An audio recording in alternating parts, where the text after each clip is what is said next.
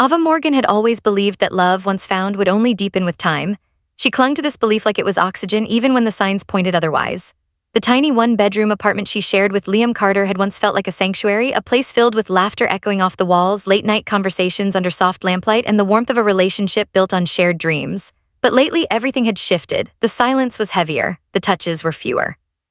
It began with little things: missed goodnight kisses, text replies that took hours instead of minutes, and the way he no longer turned toward her in bed. At first, Ava brushed it off. Liam had a demanding job as a software engineer, and deadlines were brutal. She knew this. She told herself not to overthink. But as days turned into weeks, she couldn't help but feel the growing chasm between them. Ava stood in the kitchen one morning, cradling her coffee like it might anchor her to reality. She stared blankly at the toaster, which had burnt her bread again. Liam walked past her, mumbling a distracted morning, without meeting her eyes. She managed a faint smile, though it trembled. That night, as they lay in bed back to back, Ava stared at the wall and wondered when this cold distance had become their new normal. There was no fight, no betrayal she could point to, just a slow, creeping frost that had settled over their lives. And the worst part was the possibility that she might be the one who invited it in.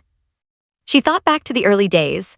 The way Liam used to pick her up at work, the spontaneous weekend getaways, the way he looked at her like she was the center of his world. Had she changed? Ava was always driven. Her job as an interior designer demanded perfection, attention to detail, and long hours. She prided herself on her work, but somewhere along the way, her pursuit of success had consumed her, and perhaps she hadn't left enough room for Liam. There was a moment last month she couldn't shake. She had been obsessing over a design mock-up, papers scattered across their living room, when Liam walked in with takeout and a hopeful smile. "Thought we could do dinner and a movie night," he said. She didn't even look up. "I can't, deadline tomorrow," she muttered, waving a hand without meeting his eyes. She never saw the smile fade from his face, but she heard the takeout bag hit the counter with a softness that stung her now in hindsight. Ava blinked away the memory and turned over in bed. Liam was still, his breathing steady but detached. She wanted to reach out, to run her fingers down his arm like she used to, but her hand froze halfway. What if he didn't want it anymore? What if her touch, once comforting, now felt obligatory to him? She got up quietly, wrapped herself in a sweater, and padded barefoot to the balcony. The city lights twinkled below, mocking the chaos in her mind. Ava gripped the railing and took a deep breath. The truth was, she had noticed Liam withdrawing. She had felt the temperature drop, but she was so scared of what that meant she did nothing. She chose to ignore it. Maybe deep down, she hoped it would go away on its own. Her phone buzzed, a message from Zoe, her best friend since college. "Don't forget our brunch tomorrow, and wear something cute. You look like you need a hug," through the screen. Ava smiled sadly. Zoe always knew. Maybe she could talk to her. Maybe she could say out loud what she was terrified to admit, that she was losing Liam and it might be her fault. The next morning at brunch, Zoe took one look at Ava and said, "You look like a ghost that skipped coffee." Ava gave a weak chuckle. "Thanks, Zoe, that's exactly the vibe I was going for." They talked about work, mutual friends, and the absurdity of online dating. Ava danced around the topic until Zoe, ever the blunt one, leaned in and asked, "Is Liam okay? Or are you two just doing the thing where you pretend everything's fine while quietly falling apart?" Ava's fork stilled on her plate. "I don't know," she whispered. "He's different. I think he doesn't love me anymore." Zoe raised an eyebrow. "And why do you think that?" Ava hesitated. "Because I made everything about me, my deadlines, my expectations. I forgot to make space for us. I forgot to make him feel wanted." Zoe softened. "Babe, you're not a villain for focusing on your career, but relationships need nurturing too. It's okay to mess up. It's not okay to stay in denial." Ava nodded slowly, her eyes misting over. For the first time, she allowed herself to face it. She had contributed to the growing distance. And now, if she didn't do something, she might lose him for good. That night, she returned home to find Liam already asleep on the couch, TV still playing low. She turned it off and sat beside him, watching the peacefulness on his face. How many nights had she come home late, barely acknowledging him? How many moments had she passed up, thinking there would always be more time? She touched his arm gently. "Liam," she whispered. He stirred slightly but didn't wake. Ava leaned back, resting her head on the couch. Her heart was heavy, but for the first time in weeks, she had clarity. The love hadn't disappeared overnight. It had eroded quietly under the weight of neglect, and if she wanted to find it again, she would have to fight for it. Not by demanding more from Liam, but by giving more of herself. Not the polished, perfect version, but the raw, vulnerable woman who once made him laugh so hard he snorted. The woman who believed love was a choice they made every day. And tomorrow, she would start choosing him again. Ava hadn't slept much the night before. She woke to the faint light of morning crawling across the floor, her body still curled against the couch beside Liam, who now stirred awake with a groggy breath. For a second, their eyes met, his brown eyes slightly puffy from sleep, hers hollowed from a night of silent reflection. She opened her mouth to say something, but he turned away, stretching with a muttered yawn, and made his way to the kitchen. The window of connection slammed shut as quickly as it had opened. The apartment felt more unfamiliar than ever. It wasn't just the silence or the distance, it was the absence of effort.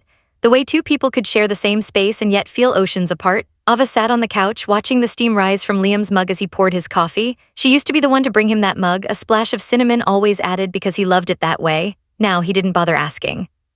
She gathered the courage to walk into the kitchen. "Do you want eggs or something?" she asked, her voice thin, almost rehearsed. Liam glanced up, confused for a moment. No, I'm good, thanks." That was it, no smile, no warmth, just polite distance. She nodded and stepped away, feeling like a guest in her own life. Later that afternoon, she decided to do something she hadn't done in months: journal. She found her old leather-bound notebook buried under a stack of sample swatches and opened it to a blank page.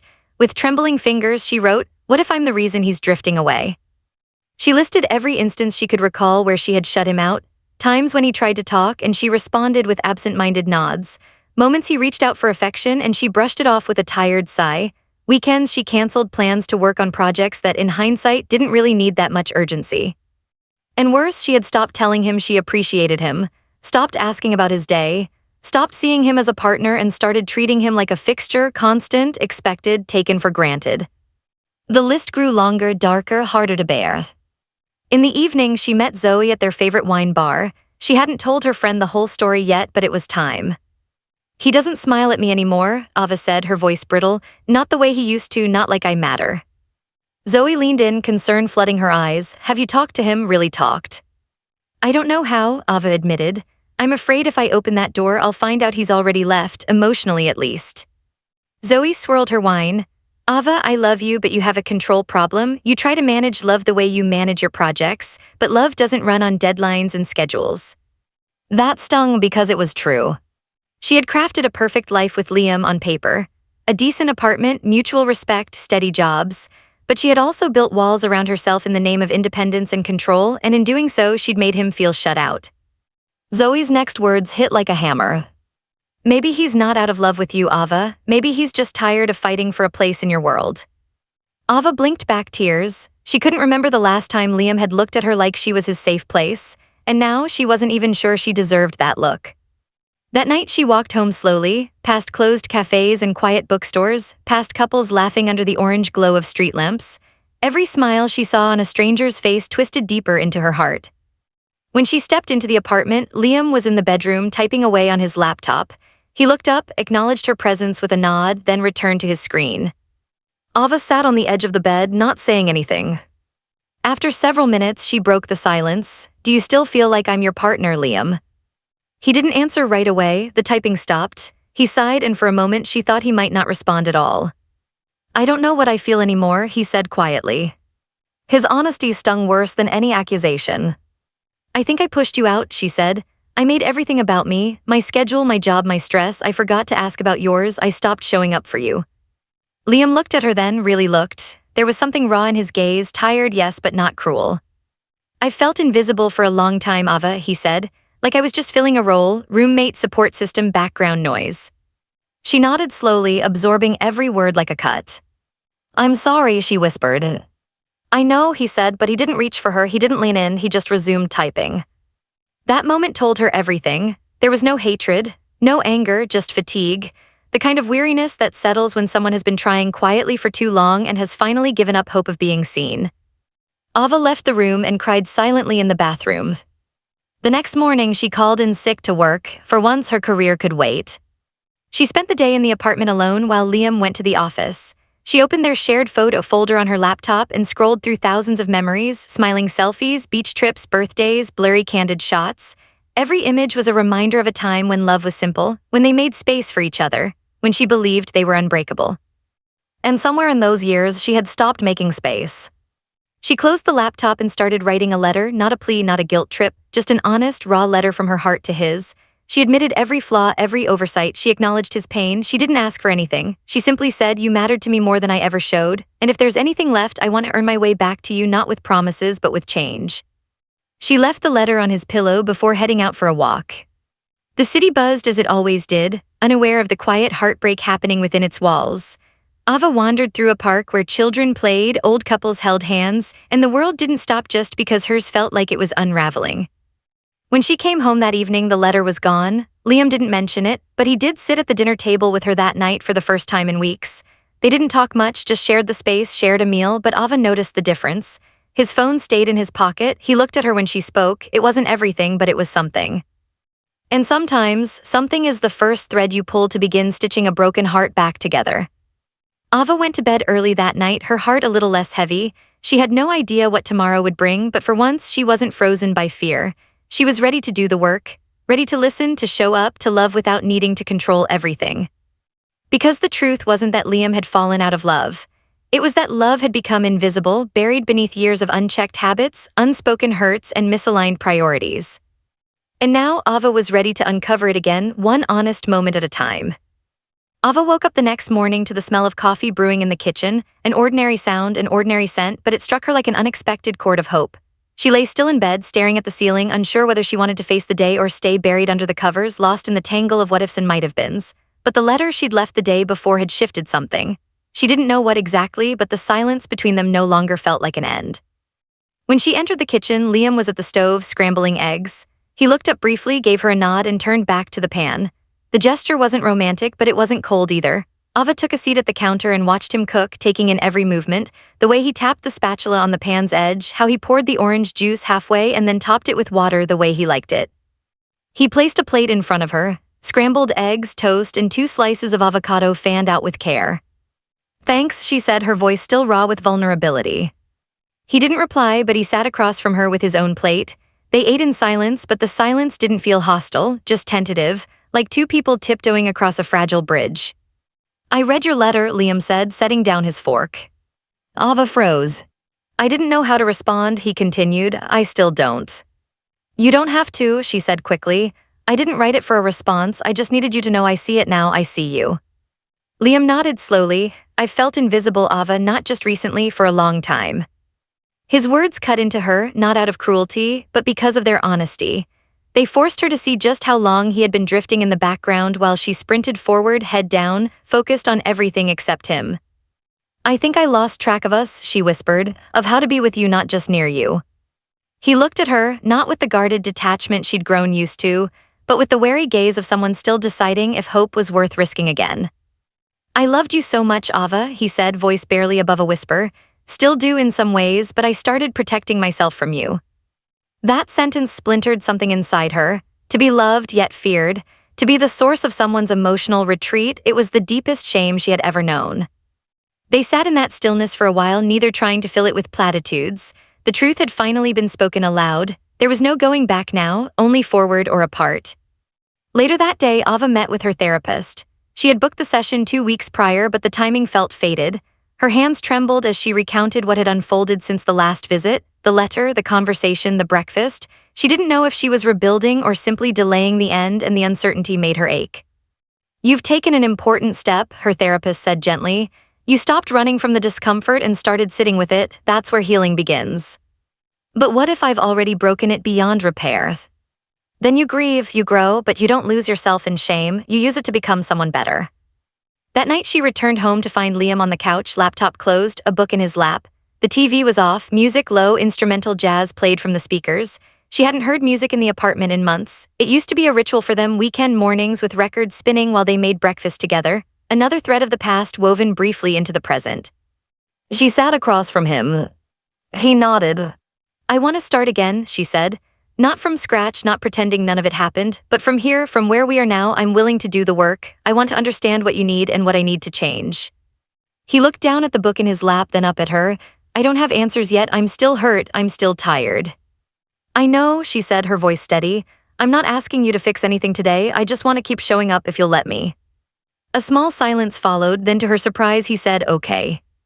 One word, but it felt like a door had opened a crack, just enough for light to seep in. In the days that followed, they began learning how to coexist again, not as strangers or performers, but as people slowly reintroducing themselves. Ava resisted the urge to force affection or demand closeness. Instead, she asked questions she hadn't in years. "How was your day? What's on your mind?" She listened, not to respond, but to understand. They started having dinner together regularly, sitting at the table instead of eating separately in silence.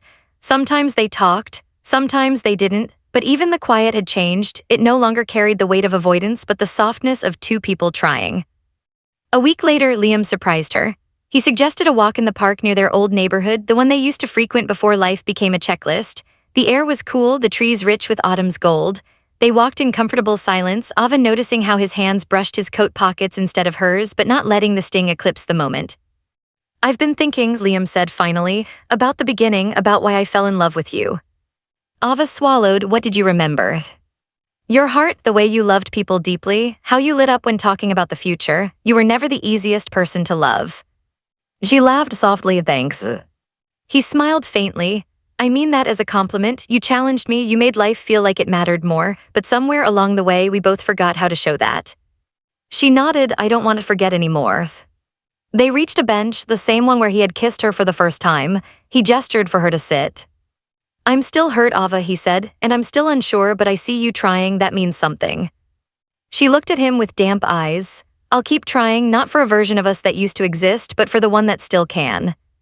They sat in silence again, this time side by side, not holding hands, not touching, just there together. And for now, that was enough. Ava began waking up earlier. It wasn't something she did out of obligation, but rather necessity, a quiet hour before the world demanded anything of her, a time to breathe, to feel. She'd make herself a cup of tea, sit by the window, and journal without filters. These pages became her lifeline. Every morning she poured into them her regrets, her hopes, and her growing understanding of how easily two people could lose sight of each other while living under the same roof. She didn't try to change Liam. She didn't smother him with apologies or expectations. Instead, she tried to be present. She started noticing the small things again, how he hummed under his breath when brushing his teeth, how he always left the cabinet door open after grabbing a coffee mug. The annoyances that once made her sigh were now signs that he was still there, that maybe, just maybe, there was still time. One evening, while folding laundry together, Ava glanced at Liam and asked a question that had been sitting in the back of her mind for days. "Do you think we got lazy? With each other, I mean." Liam looked up, a shirt half folded in his hands. He considered her words before answering. "I think we got comfortable, and then comfortable turned into complacent. It's easy to take someone for granted when you assume they'll always be there." She nodded. "I did. I stopped choosing you out loud." He smiled, a little soft but not dismissive. "I think I stopped too." That moment didn't resolve everything, but it was real, vulnerable, and for the first time in a long time, it didn't feel like they were enemies quietly navigating around each other. It felt like they were standing on the same side of a cracked foundation, both holding tools. Ava started therapy twice a week, not for Liam, for herself. She wanted to understand the parts of her that clung to perfection, that mistook control for security and ambition for worth. She wanted to know why love scared her when it got too close, and why she sometimes built walls around her own heart without realizing it. She told her therapist about Liam, about the ache of losing him slowly and the guilt of realizing her role in it. She cried when she admitted she'd forgotten how to make him feel seen. Her therapist listened, gently challenging her assumptions, guiding her to confront the patterns that had quietly shaped her adult life. "You can't heal your relationship until you start healing the parts of yourself that made intimacy feel unsafe," the therapist said during one session. The words landed like a revelation. Ava left the appointment feeling cracked open but not broken. There was pain, yes, but also clarity, and with clarity came action. One Saturday, she planned something small, a breakfast picnic in their living room, nothing elaborate, just fresh croissants, fruit and coffee in mismatched mugs.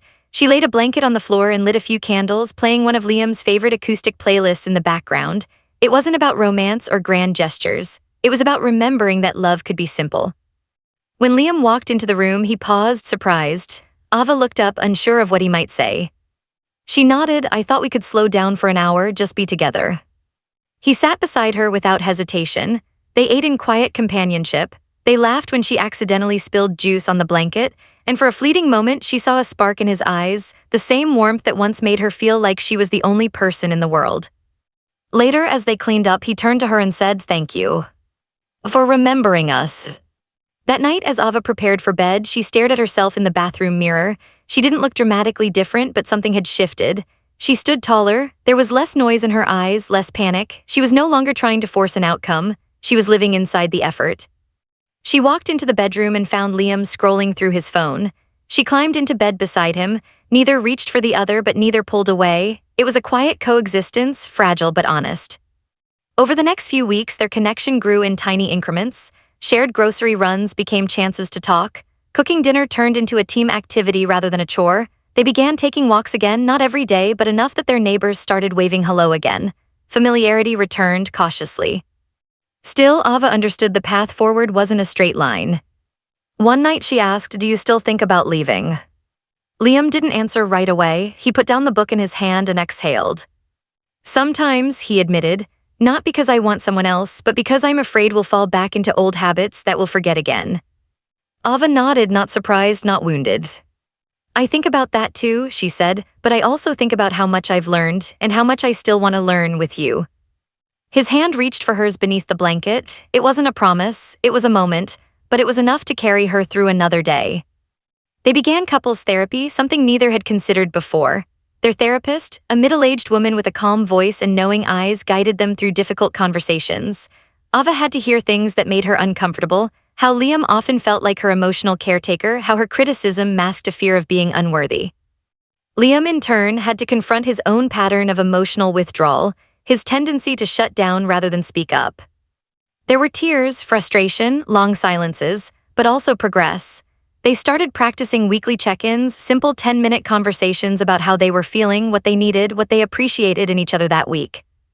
One evening, during a check-in, Ava told him, "I appreciate how you've been showing up even when it's hard, even when I know it would be easier to shut down." He looked genuinely moved. "I appreciate that you've been listening, not just hearing me, but really listening." They weren't healed, not yet, maybe not ever in the way fairy tales suggest, but they were building something better than before, something more honest, more intentional. And every time Ava caught herself falling into old patterns, brushing off his emotions, prioritizing perfection over connection, she paused. She took a breath. She tried again. Because love, she was learning, wasn't just a feeling, it was a choice, a practice. And finally, she was learning how to choose it with her whole heart. Ava stood in front of the mirror, tugging gently at the sleeve of her soft blue sweater. It was Saturday afternoon, and she was preparing for something that just months earlier would have seemed unimaginable, a weekend retreat for couples. A therapist from their shared sessions had recommended it, 2 days of workshops, conversation prompts, and time away from the familiar walls that had absorbed too much silence. She had asked Liam, with no pressure, if he'd consider coming with her. He said yes. The drive to the retreat center was quiet but not tense. They took Ava's car, music playing softly in the background. Liam occasionally pointed out something funny on a billboard, and Ava laughed genuinely. Their laughter wasn't yet effortless, but it no longer felt forced. Small talk filled the gaps, but so did a comfortable quiet. The center itself was nestled in a grove of redwoods, a modest lodge surrounded by cabins and gravel paths. As they checked in, Ava noticed other couples, some holding hands, some standing apart like polite strangers. They weren't alone in their struggle. That knowledge gave her a strange kind of courage. Their cabin was simple but cozy, with warm wooden walls and one queen bed. Ava unpacked while Liam sat on the edge of the bed, looking at a handout they'd been given. Connection Exercise 1, what is one thing you miss about your partner that you haven't said aloud? He read, then glanced up at her. They're not wasting time, are they? She smiled, both nervous and touched. No, I guess not. They were assigned to a small group of 6 couples and led by a therapist named Erin, calm, warm, and deeply intuitive. The first group session was awkward. People were hesitant, words half-formed and carefully measured. But by the afternoon, the tone shifted. One couple shared how grief had pulled them apart after the loss of their daughter. Another admitted they hadn't been physically intimate in over a year. Pain, when spoken into the open, became less isolating. That night back in their cabin, Liam sat on the bed, staring at the ceiling.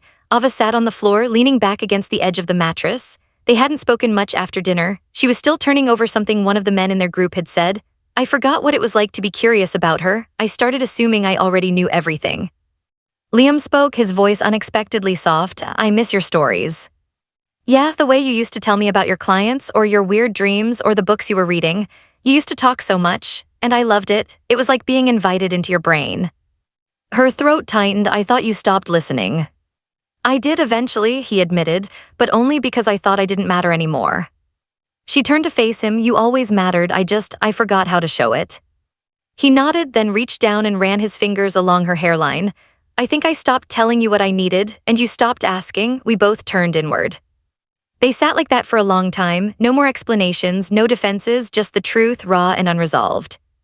The second day of the retreat was more intense. They were given writing prompts and asked to exchange letters. Ava's hands trembled slightly as she wrote hers. "Dear Liam, I see now how quiet hurt can grow like rust, slow, persistent, unnoticed until it threatens to collapse everything. I didn't mean to disappear into my world and leave you in the margins. I thought being strong meant being independent, and I see now how that made you feel unnecessary. I've been afraid to need anyone, even you, especially you, because needing felt like weakness. But I was wrong. Needing you was never the problem. Forgetting how to show you, that's what broke us." I'm not asking for things to go back. I'm asking for something new, something truer. If you'll meet me halfway, I promise I'll keep showing up. Love, Ava. She folded it and handed it to him without ceremony. He read it slowly, then set it down and picked up his own. Can I read it to you? He asked. She nodded. Dear Ava, I got used to swallowing my feelings. I thought if I made myself small, I could keep the peace. But peace without honesty isn't peace, it's surrender. I surrendered too much. I missed you long before I admitted it, and I was angry at myself for not knowing how to fight for us. You didn't need me to be perfect. You needed me to speak up, and I didn't. But I see you now, I see you trying, and I want to meet you there. I want to learn how to be loud with love again. Love, Liam. By the time he finished, both of them were crying, not from regret but from release. The retreat ended with a final exercise. Write down a shared intention, something they could return to when things got hard again. They chose the phrase together, holding hands as they wrote it in thick black ink across a note card. We will speak before the silence grows. On the drive home, the car was quiet again, but this time it was a sanctuary, not a void. Ava reached over and rested her hand on Liam's knee. He covered it with his own. They were not perfect, they still had work to do, but they were no longer trying alone. And for the first time in a long time, Ava didn't feel like she was the only one holding the weight of their love. He was holding it too. The weeks following the retreat settled into something Ava hadn't felt in a long time. Calm, not the kind that came from avoidance or pretending everything was fine, but a deeper, quieter calm, a mutual awareness, a sense of being in this together again. For the first time in months, their apartment no longer felt like a tightrope walk or a waiting room for goodbye. It felt lived in. It felt shared. There were still moments of tension, days when the old patterns flickered, when Ava felt herself retreating into control or Liam drifted into silence. But the difference now was presence. They caught themselves, they paused, they remembered the note card pinned to the fridge, we will speak before the silence grows. It became more than a phrase, it became a practice. One evening, a rainstorm pelted the windows. Ava stood by the kitchen counter, chopping vegetables for dinner, when she heard Liam's voice behind her. I got an offer, he said simply. She turned, what kind of offer? Promotion, lead architect on a new project, but it's based in Seattle. He nodded, it's not immediate, they're giving me a few weeks to decide, and I haven't said anything yet because I didn't want to keep secrets, not anymore. Ava set the knife down and faced him fully, what do you want? He hesitated, I want to keep choosing us, but I also want to grow, to be challenged, and part of me wonders if maybe we need a change of scenery, a new place to start over together. She crossed her arms, processing, do you want me to move with you? I want to talk about what that would look like, together, not make the decision for you. Ava leaned back against the counter, heart thudding, not from fear, but from the weight of a real decision, one made not out of crisis but hope. She thought about her business, her clients, the life she'd built in their city, and then she thought about Liam, not as someone she was chasing or trying to fix, but as someone she was growing with. Could she uproot her world to plant something new with him? Would it be sacrifice or evolution? They spent the weekend walking through parks, sipping coffee on rainy sidewalks, and sitting in bookstores without saying much. They let the decision hang in the air between them like a shared breath, something neither wanted to force. By Sunday night, Ava turned to him as they lay in bed. Let's go. I mean, yes, let's move, let's make a new chapter. I can start my design work anywhere. I want us to do this together, not just survive in the ruins of what we almost lost. He looked at her, and this time no walls, no caution, just gratitude. The next few weeks became a flurry of packing boxes, organizing logistics, and slowly saying goodbye to the home that had carried so much of their past. On their last night in the apartment, they sat on the bare floor, eating takeout from the same Thai place they'd ordered from on their first night living together. Ava held up a spring roll like a toast, to almost breaking and choosing not to. Liam clinked his soda can to it, to remembering how to love out loud. Seattle welcomed them with clouds and fresh beginnings. They moved into a modest apartment overlooking a tree-lined street. It wasn't glamorous, but it was theirs. They painted the living room walls together, argued over curtain colors, and found joy in assembling wobbly IKEA furniture at 11 p.m. They also made rules, not rigid ones but rituals, weekly check-ins, one unplugged dinner a week, small notes left in lunch bags or tucked into books. Ava found herself smiling at text messages again. Liam began playing music while making breakfast. The little things became their love language. Ava started building a client base from scratch. It was humbling. She struggled with self-doubt, with the fear of having made too many changes too fast, but every time she faltered, Liam was there, not to fix it, but to remind her she wasn't alone.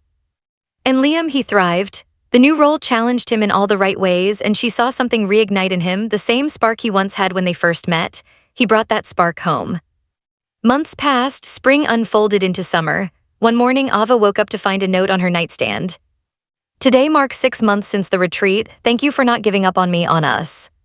She placed the note on her desk, next to the framed photo of them on their first Seattle hike. They looked messy, windblown, and happier than they'd looked in a long time. That night, as they curled into each other under the soft hum of their ceiling fan, Ava whispered, "Do you think we'll ever go through something like that again?" Liam didn't hesitate. Probably. Love isn't immune to storms, but now we know where to find each other when they hit.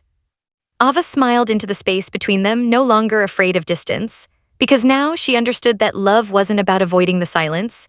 It was about knowing how to walk through it together, hand in hand. And for the first time in a long time, she felt at peace, not because everything was perfect, but because everything was real.